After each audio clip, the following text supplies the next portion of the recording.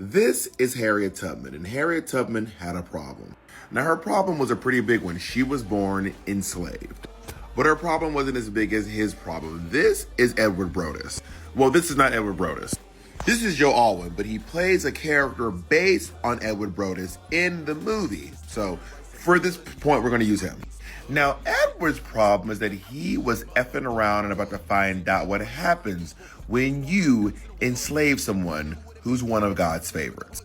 And let me tell you, this woman is absolutely one of God's favorites. See, even though Harriet Tubman was born enslaved, she knew this was not the life for her. She knew she was meant for bigger and better things.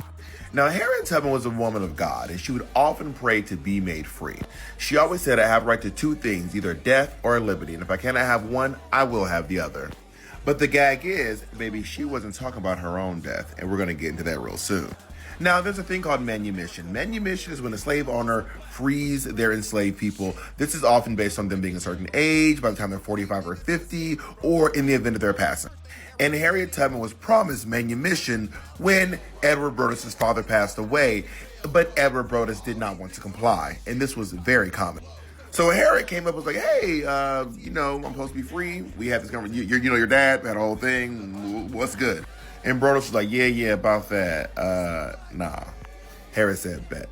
So Harriet started praying every single night, every single hour, saying, God, please change his heart. Please change his heart. Please change his heart. But I guess God was out of office because the prayer was just not being answered. And then Harriet said, okay, maybe that's not your will. If you won't change his heart, stop it. If you're not going to change his heart, just stop it from beating. And God said, I fucks with that. The next day, Edward Brodus breathed his last breath. And then Harriet Tubman and her brother said, we are going to make a run for it. Now, they were on the run for a couple of days, and her brothers got scared, and they said, we're going to go back, we're going to go back. And Harriet was like, nah, I'm not about that. They said, no, we going back. So they all went back together, and because there was so much confusion on the plantation, they didn't even notice that 3 enslaved people had actually gotten away for a few days.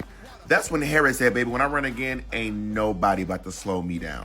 So Harriet Tubman made a run for it by herself, and she made it all the way to freedom. Now, this is not the end of her story. This is just the beginning. She went on to do so many remarkable, amazing things. And let me know if you want me to come back and tell some more stories. In the meantime, I wrote a book. It's called Harriet Tubman Live in Concert. And if you want, you can click it right here on the link and get the book. It is a reimagining of Harriet Tubman. It's not a biography, but it's about her coming back to life right now and actually writing a hip-hop album. Yes, I am serious. If you want to click the link right there, you can get the book.